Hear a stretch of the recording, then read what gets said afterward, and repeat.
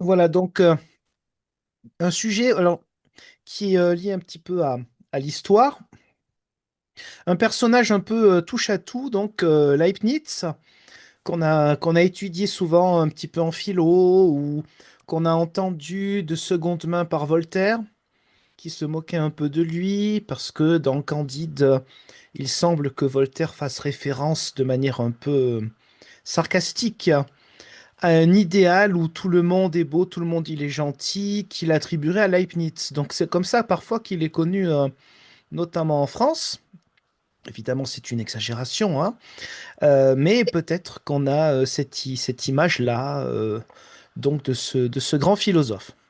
Moi, ce que je veux montrer très rapidement, c'est que ce touche-à-tout qui était à la fois philosophe, scientifique, mathématicien, métaphysicien, etc., qui écrivait bien sûr un français parfait, comme c'est le cas dans toutes les cours européennes à l'époque.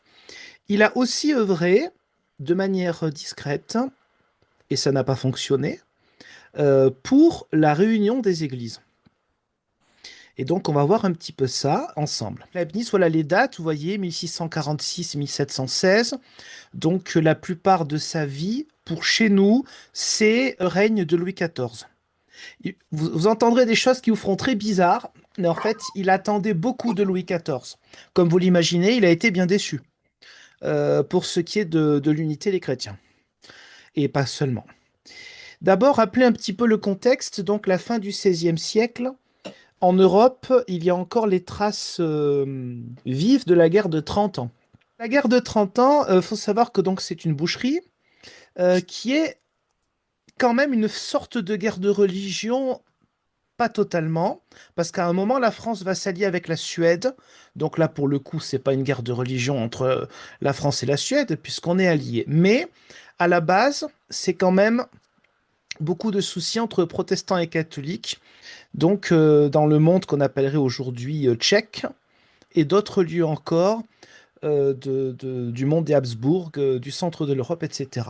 Donc cette guerre a été maximum 30 ans, elle a duré 1618-1648. Les traités de paix n'ont pas réglé réellement la situation européenne. Certains ont gagné un peu de terrain, notamment la France, d'autres un peu moins, mais il reste quand même des traumatismes de ce genre de guerre à la fin du XVIIe siècle. Et puis, l'Europe est attaquée de manière récurrente par l'Empire ottoman.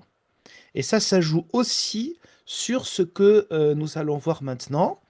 C'est que là, déjà, nous voyons, rassurez-vous, il n'y aura pas plein de personnages et de dates, mais des petits éléments pour comprendre le contexte. En 1661, nous avons donc là à gauche les lecteurs de Brandebourg, donc ça c'est côté protestant, qui fait appel à un évêque pourtant espagnol, donc a priori un espagnol c'est pas un catholique ouvert d'esprit, eh bien si, ça existe. Alors un espagnol mais qui travaillait donc dans plusieurs pays d'Europe du Nord, et puis il a été évêque en Dalmatie, aujourd'hui la Croatie, et en Autriche. Et cet évêque donc il s'appelle Christophe ou Cristobal Rojas de Spinola. Son nom vous dira, c'est pas Spinoza hein, qui est de la même époque, c'est Spinola. Cet évêque catholique est quelqu'un, bah, comme vous l'imaginez, de très ouvert et qui essaye de trouver bah, des trucs, un système, une méthode qui pourrait peut-être faire qu'il y ait une réunion des chrétiens catholiques et protestants. Et donc il va avoir une mission acceptée par le pape de l'époque pour trouver, d'abord être en lien avec qui? Ben, avec des princes protestants, avec des théologiens protestants, tout en ayant, bien sûr, lui, il est évêque catholique, en ayant des liens avec d'autres prélats catholiques. Donc ça, c'est pour vous dire que en plein XVIIe siècle, alors de manière souvent discrète, voire secrète, il y a des tractations. Alors ça fait très politique. Ça, tout à l'heure, je vous ai dit, peut-être il y a des choses qui peuvent nous choquer. C'est pas un écuménisme comme on vit aujourd'hui, bien sûr. Mais il y a des tractations officielles, mandatées par les prélats et des princes et des rois, pour trouver comment on pourrait arriver à une unité des chrétiens entre catholiques et protestants. Et là, autre date qui nous sera utile après, 1678. Donc à gauche, vous avez Jean-Frédéric. Bon, c'est francisé, hein, bon. Jean-Frédéric, qui est le duc de Brunswick, Lunebourg, etc. C'est pas loin de Hanovre, là où va vivre Leibniz. Leibniz, il n'est pas originaire de Hanovre, mais il va y vivre. Il sera bibliothécaire du Grand-Duché. Et donc, Jean-Frédéric est en lien avec le pape Innocent XI, donc celui qui est sur votre droite à l'écran. Et ça, c'est quelque chose qui est quand même intéressant. On a des lettres. Alors là, j'ai pas traduit moi-même. Je vous dirais que j'ai été aidé par une célèbre intelligence artificielle parce que le latin, j'ai un petit peu de mal à le traduire rapidement, en toute honnêteté. Mais donc nous voyons là une lettre, on va pas tout lire, de 1678, où il y a comme une sorte de mission de confiance entre le pape Innocent XI et donc Jean-Frédéric, qui lui répond avec vraiment des termes qui nous choqueraient, euh, et pas seulement de côté protestant, je pense aujourd'hui, mais ce sont des termes de politesse à l'époque, on est entre gens qui sont des nobles. Je dirais que ce qui se passe à l'époque de Leibniz, c'est une sorte d'écuménisme de gentilhomme. On a une certaine société qui cherche à trouver, donc avec un vocabulaire évidemment qui pour nous fait bizarre aujourd'hui, mais ce sont les formes. Et il cherche avec sincérité, on pourrait dire naïveté, des deux côtés, mais n'empêche, moi je trouve ça respectable. À une époque où pour la majorité des gens des deux côtés, on se haïssait allègrement quand même. Donc c'est pour ça que je voulais parler de ce sujet-là. Je voulais montrer que même à des époques inattendues, a priori, il y a eu des chrétiens des deux côtés pour chercher comment se réconcilier. Voilà. Alors là, nous avons donc Bossuet à gauche, l'évêque de Meaux, appelé l'aigle de Meaux, et bon, bah, Leibniz à droite. Nous avons au sur 170 lettres, donc qui étaient, la plupart du temps, c'était écrites en français des deux côtés. Entre 1678 et 1702, donc Bossuet meurt en 1704, si je ne me trompe pas. Et nous sommes donc là, comme je dis tout à l'heure, à la fin, ou petit à petit, vers la fin du règne de Louis XIV, qui va expliquer, comme vous l'imaginez, en très grande partie, la frustration de Leibniz, mais aussi de Bossuet, quelque part, du fait qu'il ne pourra pas y avoir de réunion des chrétiens, en tout cas à cette époque-là, du fait bien évidemment de la persécution des Huguenots par Louis XIV depuis déjà 1680. La révocation, c'est 1685, mais en 1680, les premiers temples sont détruits, et puis il faut savoir que des métiers sont interdits aux Huguenots. Alors que la France ayant, entre guillemets, récupéré, après la guerre de 30 ans, l'Alsace, puis, par la force, la ville libre de Strasbourg, totalement luthérienne à l'époque, la cathédrale était luthérienne, comme dans toutes les cathédrales protestantes du nord de l'Europe, et pas que le nord d'ailleurs.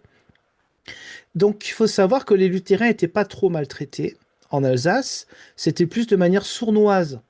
Le pasteur décède, il y a 10 catholiques dans un village de 1000 luthériens, hop, on fout un curé à la place. C'était des manières subtiles, sournoises, de recatholiciser l'Alsace. Et puis ils ont envoyé beaucoup de jésuites, qui étaient l'élite intellectuelle du catholicisme, pour recatholiciser. Mais on ne peut pas parler de persécution en tant que telle dans les provinces d'Alsace annexées au Royaume de France sous Louis XIV. Leibniz va utiliser d'ailleurs cet argument à Bossuet et d'autres catholiques de France ou catholiques de pays germaniques pour leur dire, mais regardez, ce que Louis XIV accepte en Alsace, pourquoi il ne l'accepte pas pour les calvinistes? Leibniz, lui, de par ses origines familiales et de tradition luthérienne, il n'est pas calviniste, mais c'est pas la question, c'est pas son problème. Nous avons, alors maintenant, je vite faire parce que je sais qu'après je suis trop long. Quels sont les arguments? Quel est le contenu de cette correspondance? Les arguments, en gros, que l'on peut utiliser de Leibniz, qui écrit donc à Bossuet et qui écrit à d'autres personnes, mais il y aurait tellement de personnages que comment dire, on s'envolerait loin et puis on se perdrait, quoi. D'abord, bien sûr, la base, il parle de la charité, il a cet argument de la charité, de l'amour des chrétiens qui implique que forcément on devrait s'unir. Bon, ça c'est un argument qu'aujourd'hui on pourrait... Voilà. Il parle des dogmes fondamentaux comme la Trinité, des dogmes qui sont... Voilà, toutes les grandes églises chrétiennes dans les confessions de foi reconnaissent. Lui, il est attaché, Leibniz, à la confession de Augsbourg, la confession luthérienne. Ensuite, il parle beaucoup du Concile de Trente. Alors, le Concile de Trente, c'est le grand concile entre 1545 et 1563. Il n'a pas eu lieu pendant 18 ans d'affilée tous les jours, mais il y a eu plusieurs sessions pendant ces 18 années, 30 d'une ville italienne, qui est le concile de la réforme ou contre-réforme catholique, c'est-à-dire une réponse au protestantisme. Donc Leibniz parle beaucoup de ce concile. Pourquoi? Parce qu'évidemment, c'est un concile qui n'est pas accepté par les églises protestantes. Il essaie de montrer plusieurs choses. Que le concile de Trente n'est pas légitime. Pourquoi? Il va utiliser, alors c'est un diplomate, Leibniz, hein. Il a la finesse dans les arguments, il va dire beaucoup de choses positives sur Louis XIV tout en écrivant un pamphlet contre Louis XIV à partir du moment où il y a des graves persécutions.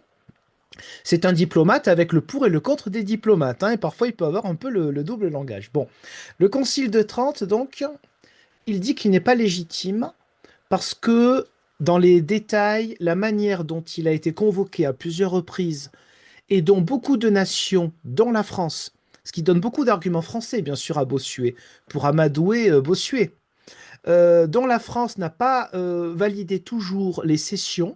Il y a un côté très juridique dans parce que c'est un juriste aussi, hein, Leibniz. J'ai dit, il touchait à tout, hein.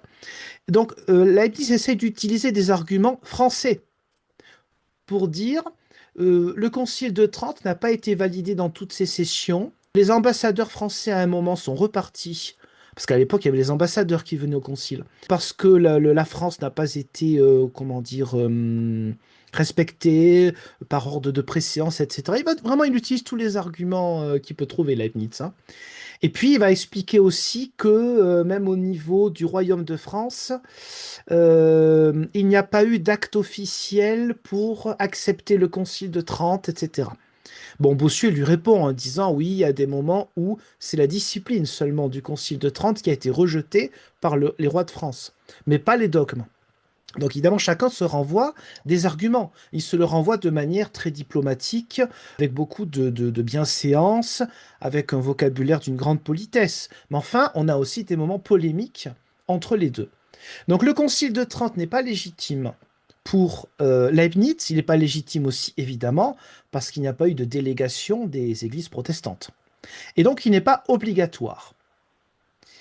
C'est ce qu'il essaye de prouver à Bossuet pour trouver un terrain d'entente pour aller plus loin.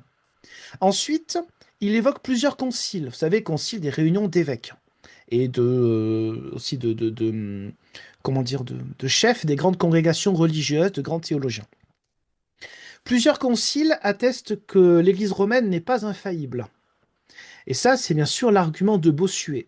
Bossuet, donc, qui est un polémiste de talent, qui a écrit beaucoup sur le protestantisme, notamment il a parlé des variations des églises protestantes pour expliquer en gros que du moment qu'on sort de Rome, ça part dans tous les sens, quoi, pour le dire de manière très directe, ce qui n'était pas faux totalement en tout point.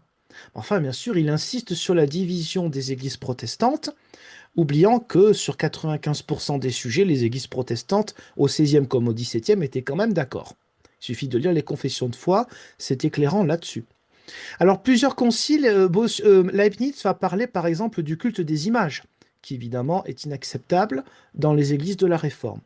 Il va expliquer que certains conciles ont été, là encore, je vous passe quand même trop les dates ou les détails, mais enfin quand même, un concile qui s'appelle Nicée II, le retour. Nicée II, c'est 787. Ça nous mène loin, n'est-ce pas? C'est un concile qui accepte la vénération des images. Après des luttes entre les pour et les contre, en Occident comme en Orient, pendant des décennies. Et donc ce concile essaie de trouver une sorte de juste milieu en disant que ce n'est pas vraiment une adoration, qu'on adore que Dieu, etc., que vénérer les images, donc ce n'est pas une idolâtrie, c'est à travers l'image s'adresser au saint et donc à Dieu. Bon, évidemment, le protestantisme ne reconnaît pas ce concile de Nicée II. L'Église romaine, oui. Donc il essaye de montrer, Leibniz, qu'en fait, quand ce concile a eu lieu en 787, des conciles régionaux, Francfort, en France aussi, hein, enfin France de l'époque, on ne peut pas parler vraiment de la France à l'époque, c'est particulier, ont refusé les décisions du Concile de Nicée II. Et donc, c'est pour marquer, Bossuet essaye de dire, mais en fait, avec le temps, on voit bien que l'Église catholique romaine est infaillible. Parce que même des choses qui n'existaient pas au début, on voit qu'elles sont quand même acceptées par la plupart des chrétiens, et donc, comme la vénération des images. Donc, vous voyez que nous avons raison, et que revenir là-dessus, c'est régresser. Ça, c'est l'argument du je caricature, hein. L'argument du catholicisme romain, c'est vous, protestants, vous avez régressé parce que vous avez voulu enlever les abus. Ok, nous aussi, on est d'accord pour enlever les abus. Mais vous avez trop enlevé de choses. Alors que nous sommes dans une continuité d'explicitation des Écritures. C'est-à-dire que certes, il y a des choses qui n'existaient pas les premiers siècles, mais justement, l'Esprit Saint nous guide pour mieux comprendre ce qu'on ne comprenait pas les premiers siècles. Donc chacun, bien sûr, a sa théologie. Bon, je vais terminer parce que c'est trop long après. Les arguments, solutions parfois polémiques proposés par Leibniz. Je vous ai dit qu'il utilise bien sûr la politique. C'est un diplomate, Leibniz. Leibniz est intelligent. Il sait que Bossuet est un gallican.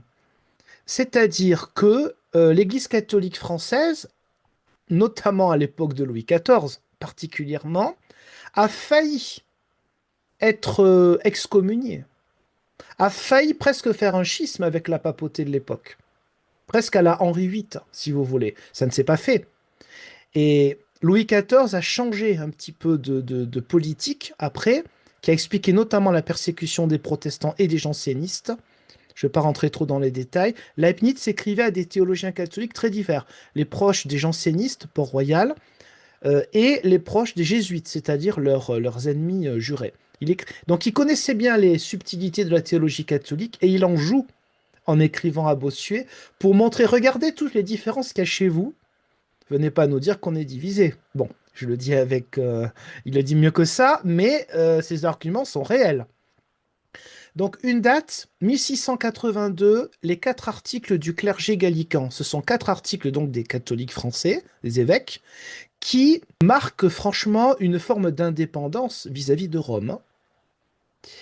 Et donc, évidemment, Leibniz, qui est au courant de ça, parce qu'il est au courant de tout ce qui se passe, utilise ça pour dire, mais regardez, cher Bossuet, euh, les catholiques français n'ont pas du tout la même opinion que les catholiques espagnols ou des régions d'Italie sur le lien avec Rome. Et pourtant, ils ne sont pas excommuniés. Il n'y a pas de schisme entre l'Église catholique de France et l'Église catholique espagnole, qui est une église puissante. Donc, vous voyez venir l'argument. Étant donné qu'il peut y avoir des différences d'approche par rapport à Rome, ou par rapport à certains sujets qui sont quand même importants, la question de l'autorité, ou la question de la soi-disant infaillibilité, eh bien pourquoi il n'y aurait pas dans la même Église divers clergés, diverses théologies qui cohabitent, puisque quelque part c'est déjà un peu votre cas chez vous quand même. Bon, voyez, j'essaie de vous montrer un petit peu les argumentations qu'il essaye.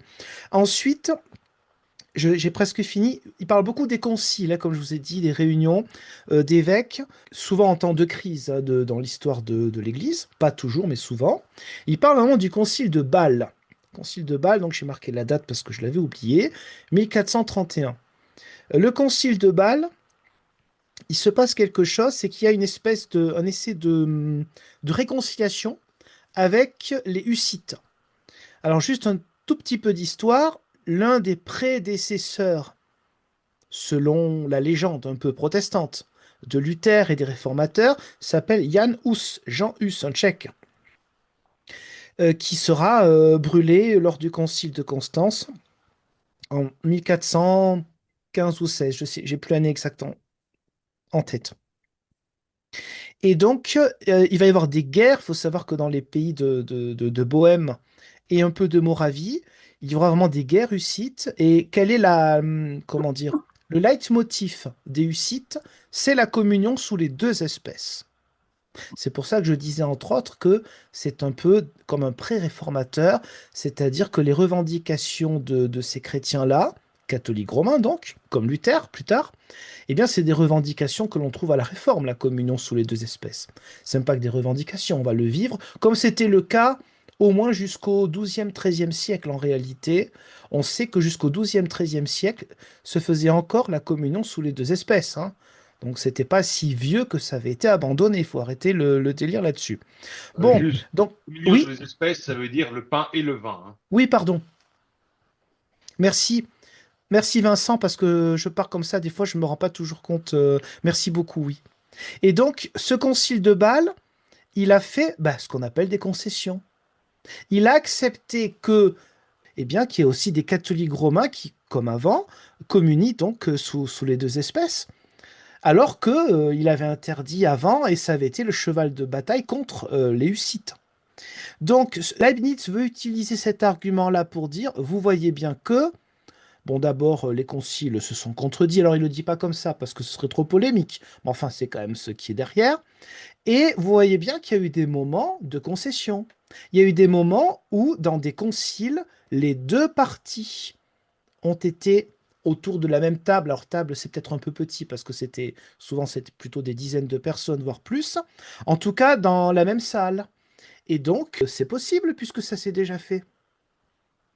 Donc je reviens pas sur le 6, l'appui sur Louis XIV, parce que effectivement la déception a été affreuse, particulièrement après 1685, et puis encore plus avec les persécutions, avec les guerres des Camisards, qui ont beaucoup choqué Leibniz, et pas que lui d'ailleurs.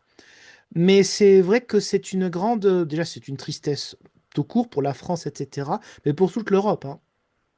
Bien sûr, l'Europe protestante en premier lieu, ça a été vraiment quelque chose d'affreux, les répercussions. Aujourd'hui, bien sûr, avec nos réseaux sociaux, avec nos écrans, les nouvelles vont très vite. Mais à cette époque, même si ça allait moins vite, les gens savaient quand même beaucoup de choses, malgré tout. Et donc, ça a été un drame français avant tout, mais aussi un drame pour l'Europe aussi. Et bien sûr que ça a refroidi les quelques-uns qui se sont dit, tiens, on va trouver un système pour réunir les chrétiens, hein, c'est sûr. Ça n'a pas aidé. Et donc, dernière chose, pourquoi je vous parlais des conciles? Parce que ça fait partie comment dire, des propositions de Leibniz. Il n'est pas le seul. Il fait la même proposition que Luther, hein, au passage. Réunissons un concile où on sera tous ensemble, où on va décider des choses et où vous n'imposerez pas à la partie protestante les décisions du Concile de Trente. Nous, protestants, nous n'allons pas vous imposer la confession d'Augsbourg, qui est le grand texte de confession de foi luthérienne de 1530. On ne va pas vous l'imposer. Vous restez avec votre piété catholique sur laquelle on a quelques différences. Vous ne nous imposez pas le culte des images, c'est hors de question. Vous ne nous imposez pas le Concile de Trente. Il y a des sujets par contre où on peut s'entendre, pardon, et même où on s'est rapproché. Je vous passe les détails, mais Leibniz va utiliser justement. Je vous ai dit tout à l'heure qu'il jouait aussi entre les différences au sein du catholicisme. Leibniz va parler de théologiens qui, sur la grâce, vous savez, voilà, l'amour de Dieu qui prévaut sur la condamnation, qui prévaut sur le péché. La grâce première fait partie des principes fondateurs de la méthode protestante, sur la gratia. Ben Leibniz, il dit, il y a quand même des théologiens chez vous où en fait des théologiens protestants sont très proches, parce qu'il est en lien avec des théologiens luthériens allemands, qui effectivement, les écrits circulent quand même, hein. À l'époque, bon, bien sûr, c'est surtout le latin pour la théologie, encore même côté protestant. En théologie qui circule beaucoup, les gens ont quasiment la même langue, du coup.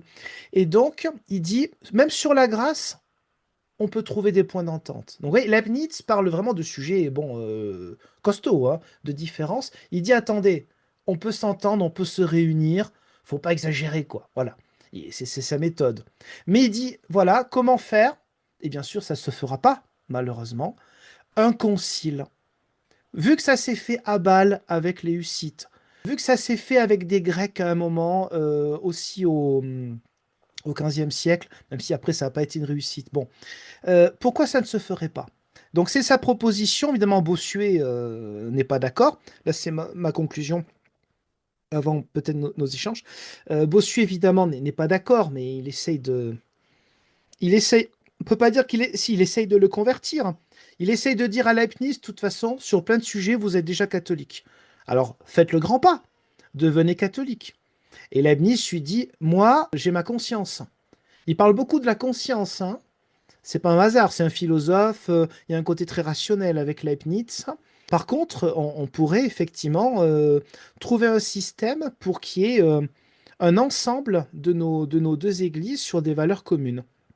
Donc je termine avec quelques petites réflexions personnelles. Donc Leibniz, voilà, il y a un côté un peu fantaisiste, le personnage est un peu à part, un peu utopiste, on pourrait dire, mais les gens qui l'ont fréquenté étaient quand même un peu comme lui.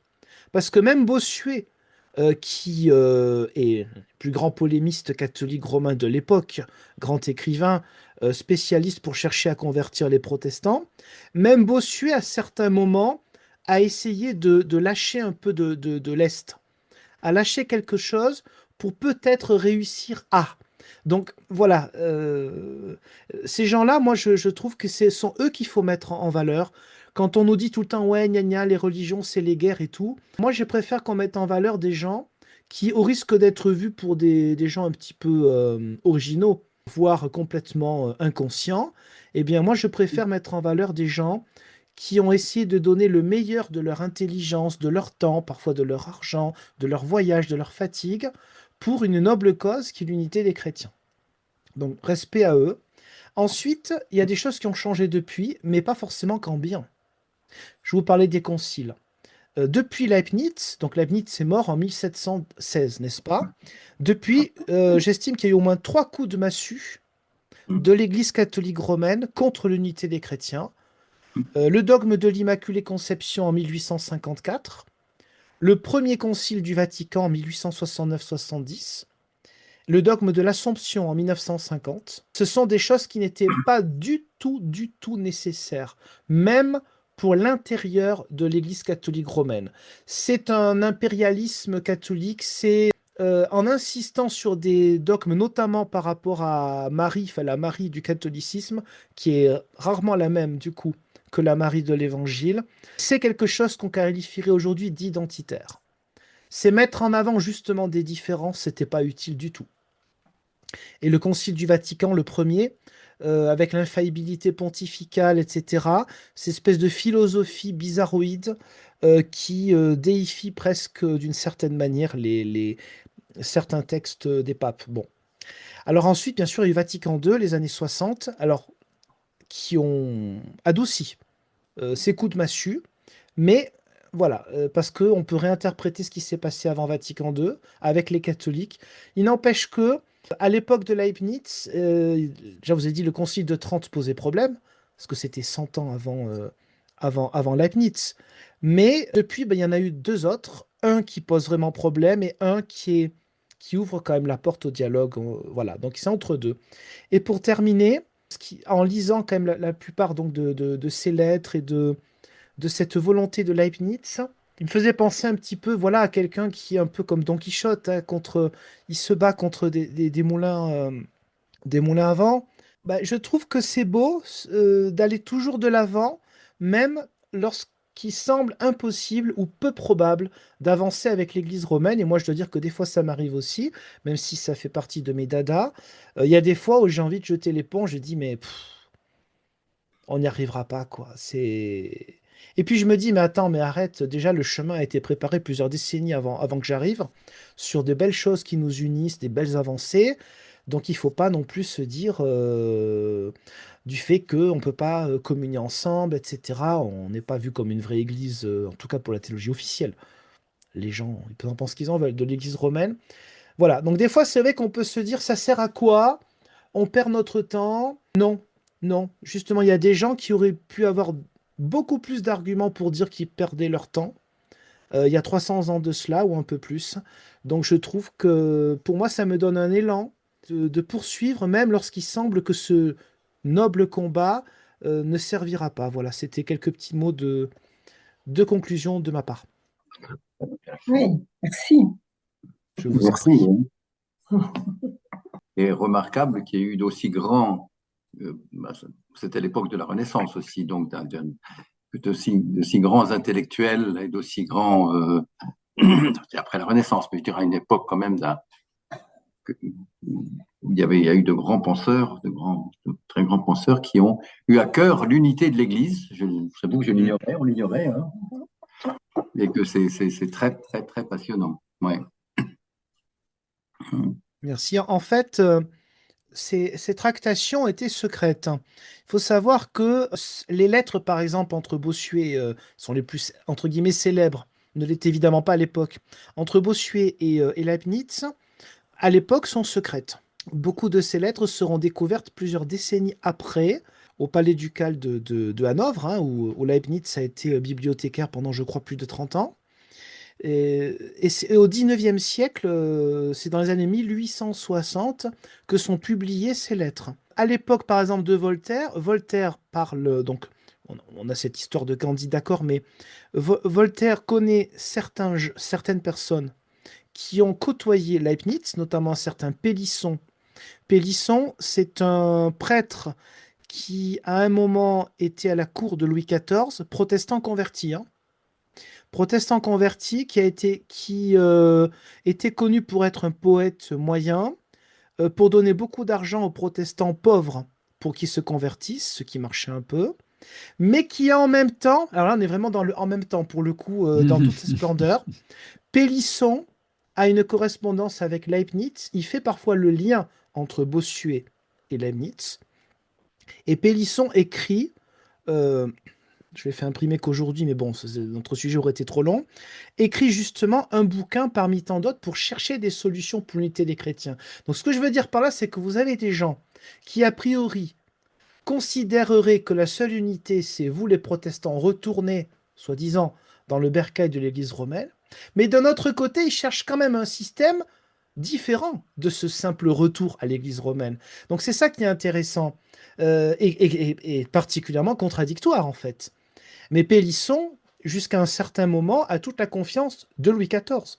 Louis XIV est parfaitement au courant, et même pendant les persécutions, de ces tractations secrètes. Il sait ça. Et Pélisson dit qu'il a la confiance du roi. Et Bossuet, à plusieurs moments, dit qu'il a la confiance du roi. Il dit, je peux le dire au nom du roi. Donc Louis XIV est totalement au courant de ces correspondances. Plusieurs cours européennes, j'ai oublié leur nom, il y a des Sophie, il y a des je ne sais plus comment, parfois des princesses, pareil, protestantes converties au catholicisme, d'autres qui sont toujours protestantes, d'autres qui sont catholiques. Il y a toute une correspondance dans ce milieu-là de la noblesse, quoi, européenne, où ils sont intéressés, ils cherchent des moyens. Et donc voilà, je trouvais que c'était intéressant. Mais effectivement, au 18e, quand par exemple Voltaire dans le traité sur la tolérance parle de Pélisson à un moment, mais il ne parle pas, peut-être parce qu'il ne le sait pas, il ne parle pas des tractations pour l'unité des chrétiens. Je ne suis pas sûr que ce soit voulu de ne pas en parler, parce que dans son livre qui est dans son pavé Le siècle de Louis XIV, Pélisson revient 10 fois. 10 fois au moins. Sur les 10 fois, il y en a 7 ou 8 qui sont négatives, on voit bien qu'il l'aime pas, mais c'était un peu comme une sorte de Pierre Laval, hein, au XVIIe siècle, Pélisson. Il est détesté par beaucoup de Français parce qu'il a été près de Fouquet et Fouquet a été déchu à un moment. Donc il passe pour un traître, puis traître aussi par rapport à la religion éventuellement, mais surtout pour des raisons politiques. Donc Pélisson est détesté au XVIe et Voltaire garde un peu ça, même s'il reconnaît qu'il avait aussi des qualités, mais il le reconnaît très peu. Donc au XVIIIe siècle, ce n'est pas sûr que les grands intellectuels comme Voltaire, pour moi c'est pas forcément un exemple Voltaire, je préfère Leibniz, mais ça c'est un autre sujet, on s'en moque, eh bien n'étaient pas forcément au courant de ces tractations-là. Merci. Je vous en prie.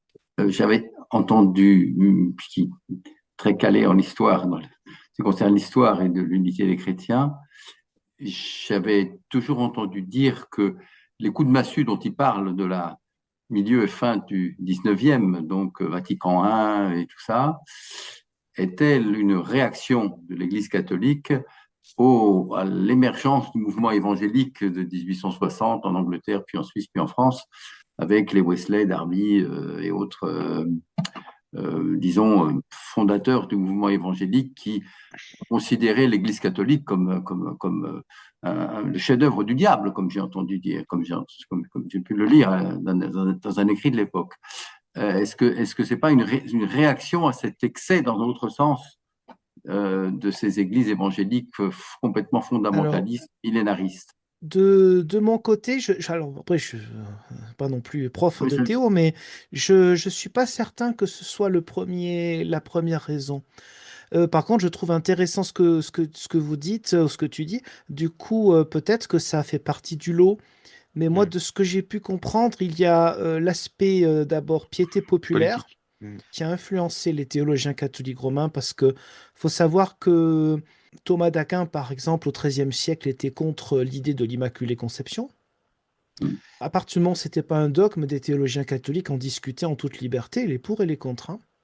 Du moment que c'est un dogme, c'est terminé. Oui, c'est ça. Tant que c'est pas tranché, on peut avoir l'avis qu'on veut. Oui. C'est ça le problème. Mm. Et donc, je pense la piété populaire est ce qu'on appelle la piété mariale au XIXe siècle, même avant Lourdes, hein. Lourdes est très célèbre et puis c'est en France. Mais Lourdes, c'est après le dogme. C'est en 1858. Et le dogme, c'est 1854. Mais il y a déjà beaucoup de cette piété, notamment dans les pays latins ou en Pologne ou d'autres pays comme ça, qui a influencé le clergé. Après, il y a aussi, alors pour Vatican I et toute la théorie sur l'infaillibilité pontificale, et sur l'infaillibilité de l'Église et des conciles, que c'est un peu mélangé tout ça. Il y a aussi la question géopolitique du fait que, évidemment, en 1870, oui, c'est l'unification italienne, entre guillemets, totale, puisque Rome n'était pas encore annexée au royaume unifié d'Italie.